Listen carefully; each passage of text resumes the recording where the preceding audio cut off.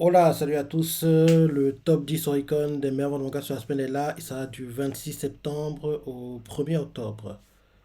C'est parti. En dixième position, on a Kujo no Taizai, tome 9, et il a fait 32 010 ventes. Là, actuellement, ça presse l'application. Les ventes sont bonnes pour le manga, après que le tome 8, il a fait 30 421 ventes, le tout en 4 jours. Là, ce tome-ci aussi fait en 4 jours. Et déjà 9 tomes, je me dis que bientôt, ce serait bien qu'on ait le fameux l'anime prochainement, parce que bientôt, il y a une dizaine de tomes et les ventes sont assez correctes. Elles sont correctes et je me dis qu'avec un animé, le boost sera assez intéressant, vu le sujet abordé dans le manga. Ensuite, en 9 position, on a Kubo Ibuki, Great Game, tome 11, et il a fait 35 616 ventes. Là, actuellement, ça presse l'application. Les ventes sont en baisse. Rappelez que le tome 10, il est fait 42 824 ventes, le tout en 6 jours. Là, ce tome-ci vente en 4 jours. Ensuite, en 8 position, on a Blue Lock, tome 26, et il a fait 36 034 ventes. Dans sa vente à 280 665 ventes. Il a perdu 7 places par rapport au dernier classement. Et là, actuellement, c'est sa troisième application. Les ventes sont bonnes pour Blue Lock. Rappelez que le tome 25, il avait fait 268 418 ventes. Le tout en 17 jours. Là, ce tome-ci fait son vente en 18 jours.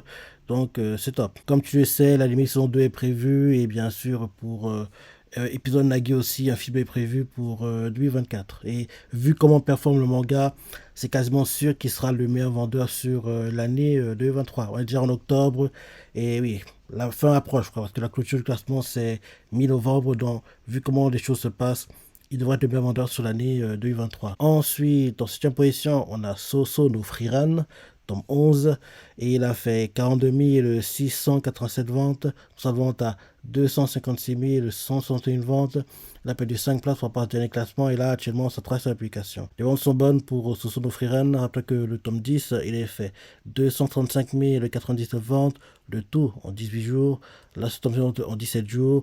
L'anime a commencé la semaine dernière et il est vraiment bien. Il est vraiment bien. Et d'ici 1 à 2 semaines, on devrait commencer à voir logiquement tous les tomes du manga proche du top 10, voire même, qui sait, dans le top 10, quoi. Ça sera sympa à voir ça parce que vu comment l'anime est reçu, vu comment il est bien, le boost des ventes sur le manga devrait être assez dingue. Et j'adorerais que, en gros, sur une semaine, le tome 1 à 10 apparaissent dans le top 10 et ce serait bien, quoi. Ce serait bien. Et donc, on verra ça la prochaine semaine, quoi. Mais logiquement, on devrait minimum voir 2 3 tomes qui apparaissent dans le top 10. Mais ce serait bien qu'ils réussissent à avoir tous les tomes parce que ça montrera à quel point l'anime booste les ventes du manga. Et on verra aussi un peu les ventes de tomes confondus, l'évolution, quoi. Donc, oui, les semaines qui arrivent devraient être sympas pour le manga, surtout le frère. Ensuite, en sixième position, on a Kusuriga no Torigoto, Mamao no Kokyu, Nazotoki Techo. Tome 17, et il a fait 47 638 ventes. Là, actuellement, ça presse à l'application. Les ventes sont bonnes, rappelez que le tome 16, il a fait 38 821 ventes, le tout en 2 jours. Là, c'est option en 3 jours. Et oui, pour un spin-off, c'est de assez correct. C'est assez correct. Et l'animé pour la série principale commence le 21 octobre, donc en fin de mois, quoi. Donc j'ai hâte de voir ça quand ça a commencé. J'ai aussi hâte de voir le boost qu'apportera l'animé au manga et light novel, parce que la série principale est inspirée dans light novel, faut pas l'oublier. Ensuite, en cinquième position, on a Uchikyodai, tome 43, et il a fait 58 088 ventes. Sa vente à 132 871 ventes. Il a perdu 2 places par rapport à des classements et là, actuellement, ça laisse sa l'application. Les ventes sont en baisse pour le manga. Après que le tome 42, il est fait 144 063 ventes, le tout en 11 jours. Là, ce tome-ci en 10 jours. Et comme dit la semaine dernière, ce serait bien qu'on ait une suite pour l'animé parce que l'animé était vraiment bien pour Space Brothers a.k.a. Uchikodai. Ensuite, en quatrième position, on a Berserk, tome 42, et il a fait 83 232 ventes. Là, actuellement, ça presse l'application. Légère baisse pour Berserk, sachant que le dernier tome qu'on a eu, il était sorti en 2021, en gros le tome 41, qui avait fait 86 875 ventes, le tout en 3 jours. Là, ce tome aussi en 3 jours, quoi. Donc, le tome 41, on l'avait eu en 2021, et là, ce tome 42, on l'a en 2023. En plus, comme tu le sais, le mangaka est décédé, donc en gros là, il s'inspire de ce qu'il avait prévu, des choses qu'il avait laissées quoi pour continuer le manga, donc c'est un peu bizarre, quoi. C'est un peu bizarre. Ensuite, en première position, on a Awashi, tome 33, et il a fait 95 629 ventes. Là, actuellement, ça presse l'application. Le ventes sont en baisse pour Awashi, après que le tome 32, il a fait 115 120 ventes, du tout, en 6 jours. Last Top 6 en 4 jours. Et ce serait bien qu'on ait une suite pour l'animé, quoi, parce que la saison 1 était tellement bien. J'adorais vraiment qu'on ait une suite, parce que j'ai beaucoup aimé la première saison de Awashi, quoi. C'était vraiment cool. Vraiment cool. Ensuite, en deuxième position, on a Kusuya no Toigoto, tome 12, et il a fait 104 848 ventes. Là, actuellement, ça presse l'application. Bonne vente pour le manga, après que le tome 11, il a fait 96 639 ventes, le tout en 2 jours. Last tome suivant en 3 jours. Comme je dirais plus tôt, ce manga est inspiré de la novel. L'anime est prévu. Il commence le 21 octobre.